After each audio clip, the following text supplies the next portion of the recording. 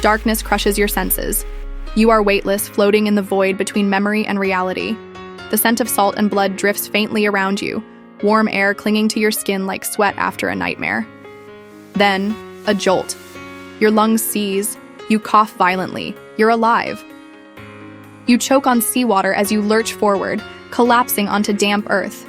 The sand beneath you is gritty and cold, soaked with dew and something thicker, something metallic.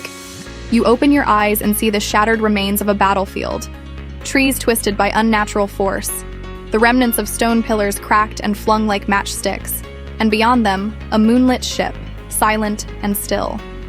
The atmosphere feels hollowed out, like something immense has just left and taken the air with it. Your heartbeat stammers. You remember falling. No, being pulled. You remember a flash, a swirling void of color, and a voice too loud to understand. Then, this. You stagger upright, disoriented, every nerve in your body vibrating with unease. It isn't just the world that feels wrong, it's you. Something pulses within your chest, a strange warmth that radiates through your bones and into your eyes. You clutch your temple as foreign images flicker just behind your vision. Not yours. A boy kneeling in the ruins, arms trembling, blood staining the grass. A man with a lion's grin asking a question you cannot hear. Then, a silence so profound it's like time stopped. You turn, and there he is. Zoro lies against the base of a shattered stone cross, his arms spread, his body mangled, blood pooling beneath him in thick rivers. His swords are beside him, untouched, resting like loyal dogs by a wounded master. His chest rises in slow, shallow jerks. He is dying. Your legs move without your permission. You fall to your knees beside him. His face is pale, jaw clenched even in unconsciousness. You reach out, your fingertips hovering just above the wounds carved across his body. You feel the flickering of that inner warmth again, like something asking to be let loose. You close your eyes, and suddenly, you see, not with your eyes, with something deeper. Memories unravel like frayed rope. Zoro standing alone, confronting Kuma. Zoro offering to trade his life for his captain's. The moment the pain transferred, every nerve in his body screaming silently as he stood motionless, refusing to fall. Refusing to scream. Refusing to let the others suffer. The pain burns through you like fire, not your own but his. You feel your hands trembling, not from fear, but rage. Not at Kuma, not at the gods, but at the injustice of this kind of loyalty being buried in silence. No one saw this, no one knew. But you did. Your breath stabilizes. That strange warmth wells into your chest, flowing through your arms, your hands, your fingers. You press your palm to Zoro's chest, and a golden shimmer flares beneath your skin. A pulse of energy passes from you into him, an echo of your power. The Seigan Seigan no Mi, the vision fruit. You don't fully understand it yet, but you feel it working. Not healing. No, your power is not one of flesh, but connection, resonance. You anchor him to this world, not through medicine or surgery, but by linking your soul to his, a thread woven through willpower and pain. Zoro shudders. His chest rises, this time stronger. A low groan escapes his lips. You don't know how long you sit there, pouring yourself into that single, fragile thread. But when the moon sinks behind the clouds, and the sea breeze chills your sweat-drenched back, he breathes on his own. His wounds remain, but the grip of death loosens. You slump to the side, exhausted, but alert. The silence around you stirs.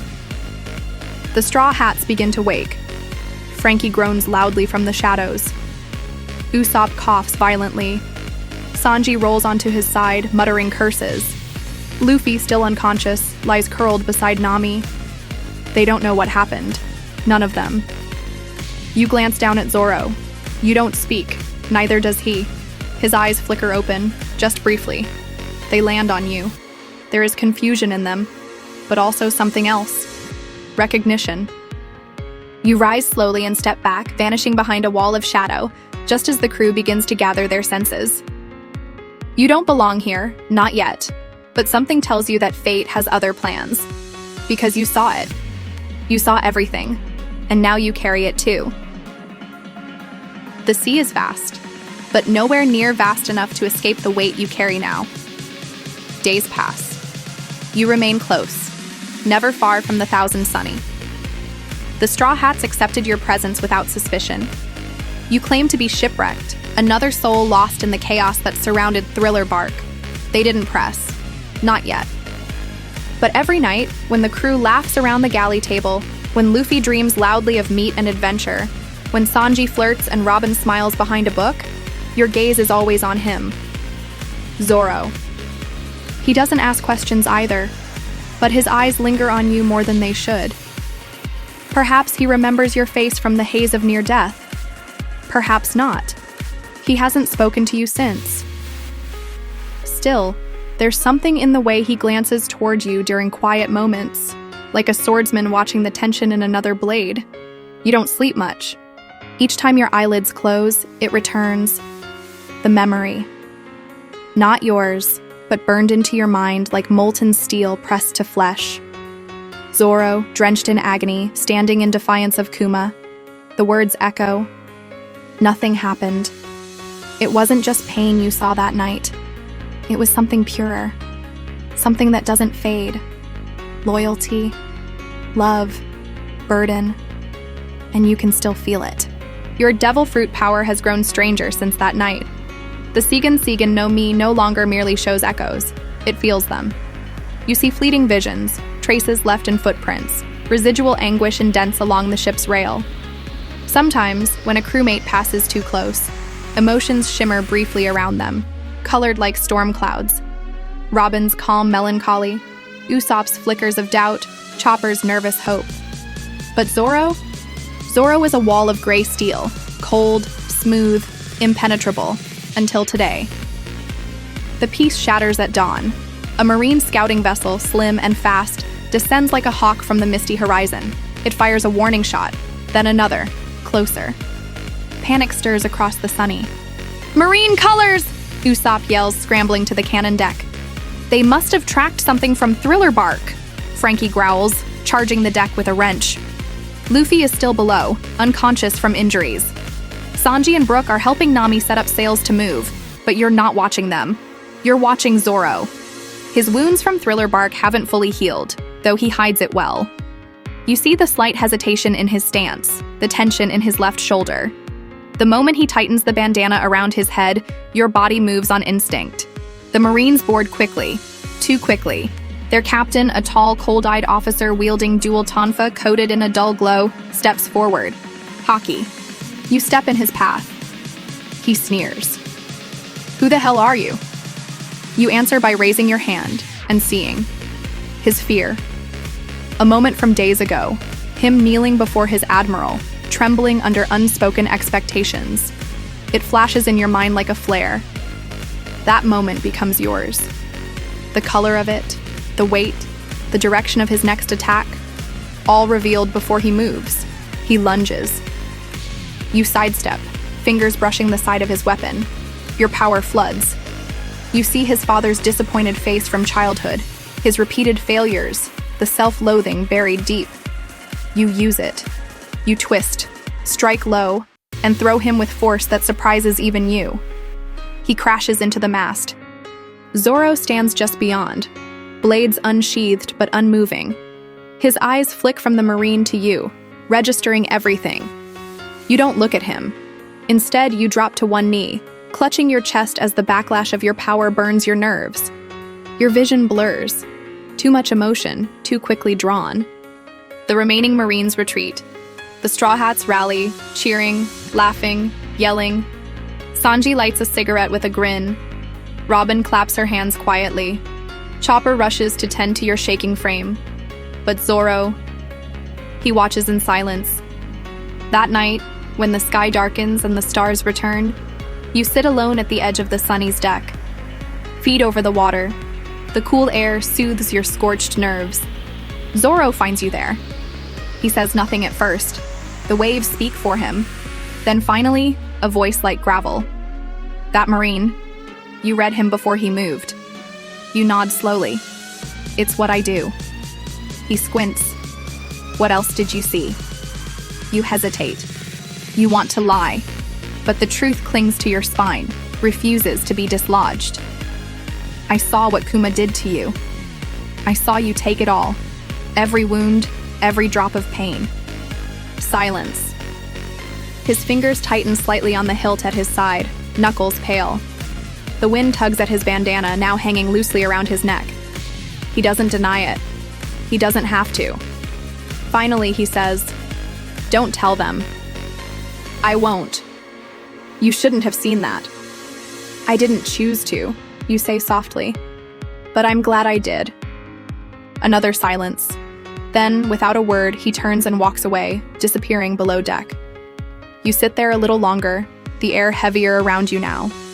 For the first time since awakening in this world, you don't feel like a stranger. You feel like a witness. And maybe that matters. The sun has risen and set a dozen times since the Marines fled, and still, Zoro says little. But now he doesn't avoid you. Instead, he trains. He wakes before the others, as always, retreating to the ship's highest deck with his swords and silence. The same silence that bled from him when he faced death. But you follow. Not with words, but presence. You don't speak. He doesn't ask you to leave. At first, you watch from a distance. The sweep of his blades, the rhythm of his breath. It's more than discipline. It's devotion, a promise forged in steel. You've seen it before, in glimpses. Queena's name etched on his soul like a scar no blade can match. Eventually, he offers a gesture. One of his wooden practice swords tossed your way without a glance. You catch it. Neither of you smiles. The training is brutal. Zoro holds nothing back, and you don't ask for mercy. The first day, you fall within minutes. The second, you last 5. The third, you draw blood. By the end of the week, your arms tremble constantly, muscles torn and rebuilt through pain. But something else grows too. Your power. The Seigan Seigan no Mi adapts, sharpened through conflict. It begins to shift from passive vision into something more intimate. During combat, you sense the weight of decisions, the fragments of memory etched into each swing. When Zoro moves, you no longer just see echoes, you anticipate them. Not because of strategy, but because you feel his intent. Every slash he throws at you carries memory, of training in solitude, of standing in Mihawk's shadow, of the dream that drives him forward with unrelenting ferocity. You begin to move with him, not in imitation, but in resonance. And he notices. On the 12th morning, when you block his strike mid-spin, he stops. "You're copying me." "No," you breathe, sweat dripping from your chin. "I'm learning." He stares for a long moment, then nods once. Then he attacks again. Later docked at a mist-veiled island for supply and recovery, the crew disembarks cautiously. Nami warns of uncharted reefs. Sanji and Chopper disappear into the jungle to search for food. Luffy runs off after something shiny. Zoro walks the shoreline alone. You follow at a distance. That's when the ambush strikes. Bounty hunters. 3 of them, quick and quiet, moving like predators. They've been watching the Sunny, watching him. 2 go for Zoro. The third catches you unaware, a whip of steel cable wrapping your leg and hurling you to the sand. Pain erupts, your ribs shuddering under the impact. You taste blood. Zoro whirls, blocking both blades with a roar of metal. You stagger upright, calling your power, not to see them, but feel them. One carries guilt, the other arrogance. The third, fear. You strike first, low and fast, using the whip's tension to pull the hunter into a spin. You touch his neck, and visions pour in. Years of failure, desperation, betrayal by his own captain. You twist and slam him to the ground, just as Zoro disarms the other 2 with a savage backhand slash. The hunters lie broken in the sand. Zoro sheathes one blade, turning to you. You're getting faster. You nod, breathing hard. You're getting predictable. He raises an eyebrow, and for the first time, you think you see the ghost of a smirk. He walks over, crouches beside one of the hunters. "They weren't after me." You frown. "Then who?" He glances at you. "You." The revelation strikes like a slap. "What? You're not just some traveler, are you?" You freeze. "No, I'm not." He stands slowly. Thought so. You wait for the accusation, the rejection. But it doesn't come. Instead, he says, I don't know what you saw that day. I don't want to know why you were there, but you fought like someone who's carrying something heavier than steel. He pauses. Keep training. He walks on. Your knees nearly give out. Not from pain, but from the unspoken truth. He doesn't trust you completely, but he accepts you. And in Zoro's world, that's a bond stronger than friendship. You sit on the shore long after he disappears, watching the tide steal away the hunter's footprints. Around your fingers, the wind coils softly, as if brushing against the invisible thread now tying your fate to his. You saved his life, but it's his silence that's saving yours. The stillness doesn't last. The air turns sour with secrets. It begins with Sanji. He's been watching you longer than anyone, behind casual conversation, beneath lazy smoke trails. He's not as sharp as Robin or as silent as Zoro, but he's perceptive in a way you didn't expect. Kindness with a blade hidden underneath. It happens late one evening. The sunny rocks gently in a calm sea. Most of the crew is below deck, dozing or reading. You're on watch, leaning against the railing, trying to forget the 1,000 flickers of memory that cling to your mind like cobwebs. Zoro's sacrifice is still there, alive in you. Every day since Thriller Bark, the memory echoes stronger, like a bell rung too hard that keeps singing long after the sound has left. Footsteps behind you. You don't turn. Couldn't sleep? Sanji steps beside you, arms folded, cigarette glowing. He doesn't look at you. You bleed like a fighter, but you walk like someone who's scared they'll be seen. You say nothing. He exhales slowly, eyes narrowed at the stars. Zoro hasn't been the same since that night. None of us really remember what happened, just pain, blacked out. But you showed up, and then suddenly, he lived. You feel it coil inside you, that heat, that fear, the power of your devil fruit curling like smoke around your spine. He turns his head, voice low. What did you do to him? You lock eyes. I didn't do anything to him. Then what? Your silence answers him. His brow furrows, his fingers twitch near his hip. You saw something, didn't you? I felt it, you whisper. Every wound, every scream he never let out, every second of pain he took from Luffy. He took all of it. Sanji straightens, the cigarette forgotten. I was there when he fell. I wasn't strong enough to stop it, but I was strong enough to keep him alive. He steps closer. Why haven't you told anyone? Because he didn't want them to know. The wind moves between you like a blade. Sanji's voice is quieter now. Zoro. He'd do that. Damn idiot. His anger simmers, not at you, but at the weight that's been hiding in plain sight, at the truth buried under loyalty. He says nothing more, just turns and disappears into the dark. But it doesn't stop there. The next morning, the crew is quieter. They glance at you with something between confusion and caution. Luffy watches with wide, curious eyes. Robin stares too long. Nami frowns. Sanji told them, "You understand." But Zoro is nowhere to be seen. The weight in your chest festers until you can't bear it anymore. The crew gathers on the main deck as the sun begins to sink. No one speaks, but you know why they've come. They want the truth. You step forward, trembling. He saved all of you. Gave up everything so Luffy wouldn't have to. And he never wanted credit. He wanted silence. Chopper's eyes widen. What are you talking about? I can show you, you say. You've never done it before. Not like this.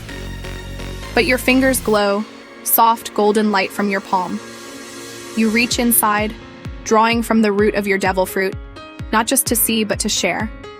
You release the memory, not as words, but as feeling. It floods the deck. They see it. Zoro kneeling before Kuma, offering his life. Kuma's hand rising, pain exploding, 1,000 wounds in one breath. The overwhelming, shattering agony, and silence. Nothing happened. The vision fades. The air shudders around you. No one moves. Usopp swallows hard, voice breaking. He took it all? Robin closes her book. He bore it alone. Luffy says nothing. His fists are clenched, eyes shadowed. Sanji turns away. You can't meet their eyes. I didn't mean to see it. I didn't want to carry it. But it lives in me now, and you deserve to know. A long silence follows. Then, footsteps. Zoro appears at the stairs above the deck, standing in the last light of the sunset. He looks tired, not physically, something deeper. So, he mutters, now they know. The crew parts for him. No one dares speak. Zoro stops in front of you, eyes unreadable. You brace yourself for his anger, his shame, but he just exhales. You showed them?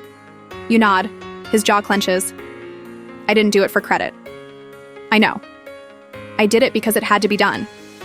I know. He looks past you, toward the crew. And now they carry it too. No, you whisper. Only I do. For a moment, nothing moves. Then Zoro's gaze drops, just slightly. You didn't have to take it, he says. I did. His shoulders rise and fall, and then something shifts. Zoro nods, just once. A warrior's nod. A bond sealed not in words, but in shared scars. That night, the crew drinks to quiet things, to pain unspoken, to loyalty. No one talks about what they saw. They don't have to. It's part of them now, like it's part of you. The sea rolls steady beneath the thousand sunny, its rhythm deep and calm, like breath after a storm. The mood aboard the ship has shifted. Not broken, but heavier. More aware. No one treats Zoro differently. No one dares. But they see him now. Truly see him. Not just the swordsman who laughs at danger and dozes in corners, but the man who stood alone and bore the weight of death in silence. And you are no longer a stranger. You are the one who carried that silence into light. Your place among the crew is no longer questioned. You're not a formal straw hat, but you're no longer adrift. The connection forged in blood and memory has anchored you here.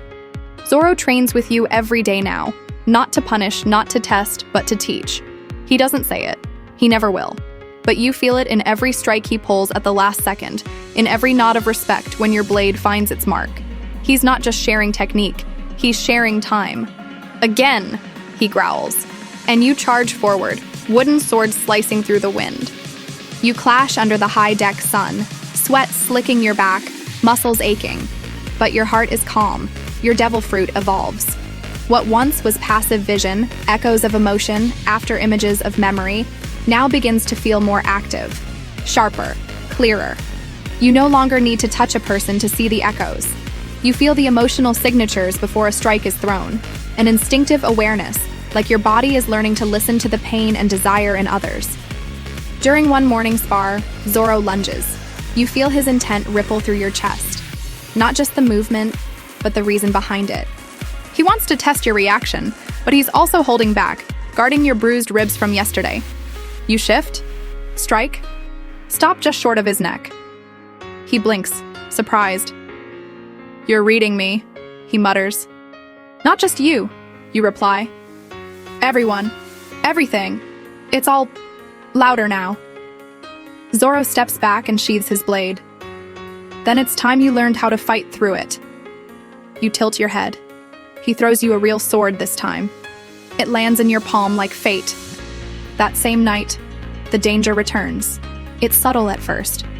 Robin notices a sudden shift in the log pose. Nami catches a distortion in the sea's magnetic field. You feel it, like pressure on the edge of your vision. Not fear, not anger, coldness. Zoro senses it too. Just after midnight, they arrive. A ship with black sails, silent, government-made, not Marines. Cipher Pol. One agent, lean and pale, draped in a coat marked with subtle world government insignia, steps onto the sunny without a sound.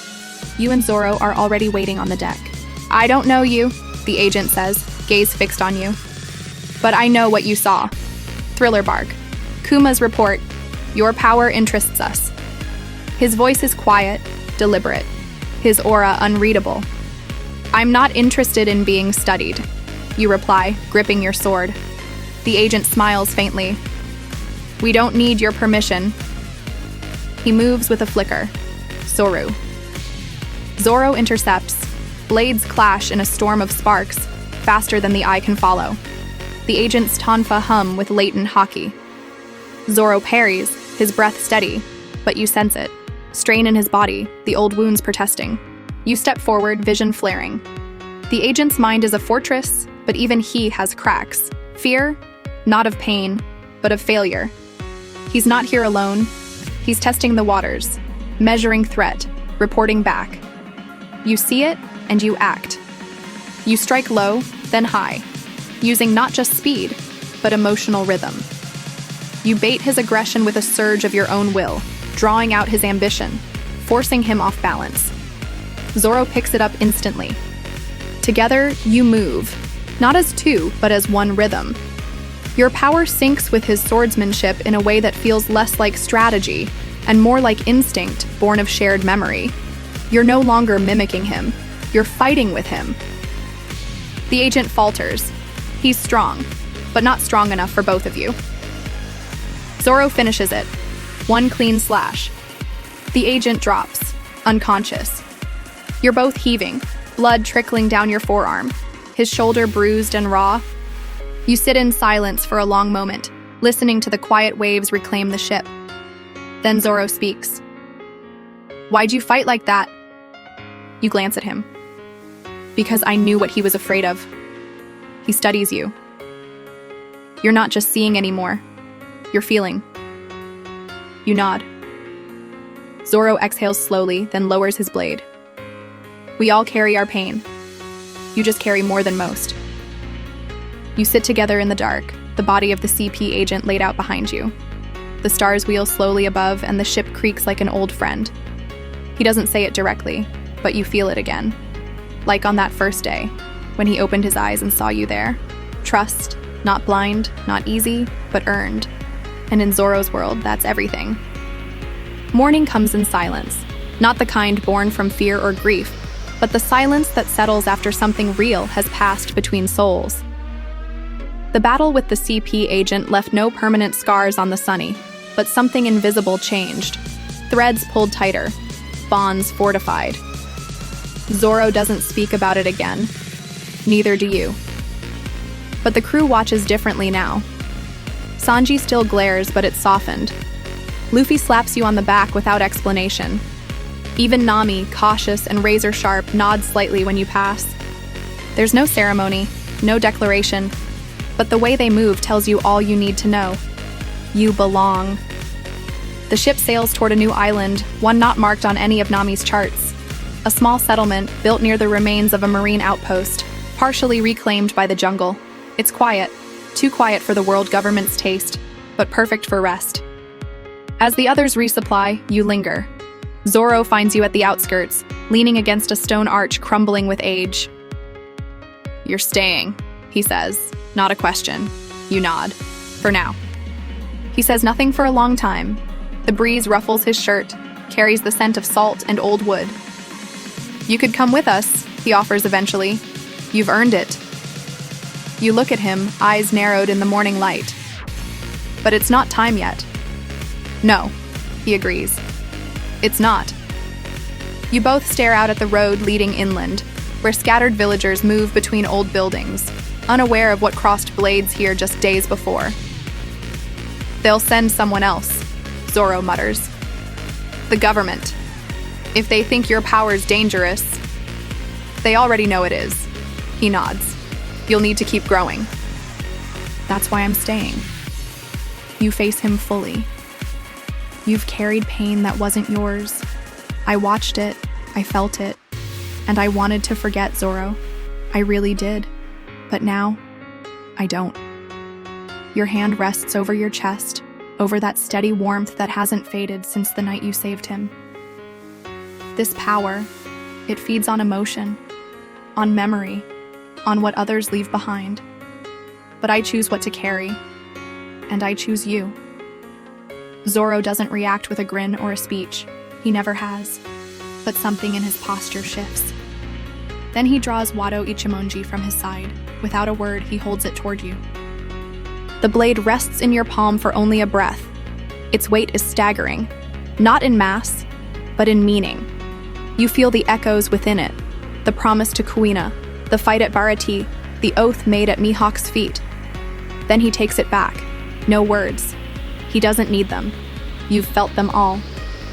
He walks away, sword slung across his back, shoulders steady, steps unhurried, not looking back. But halfway down the path, he lifts a hand briefly over his shoulder. Not farewell, just acknowledgement. The Sunny sets sail later that afternoon. You stand at the edge of the dock, arms crossed, the wind tugging at your clothes. The crew waves in their own ways. Luffy shouting promises, Chopper tearing up, Frankie flexing through tears, Robin just smiling with a knowing calm. Zoro doesn't wave, but he watches. You remain there long after the sails vanish over the horizon, eyes fixed on the glimmer where sea meets sky. The village behind you stirs to life, and you walk into it, not as a castaway, not as a shadow, but as someone forged by pain, chosen by fate, and tempered by loyalty.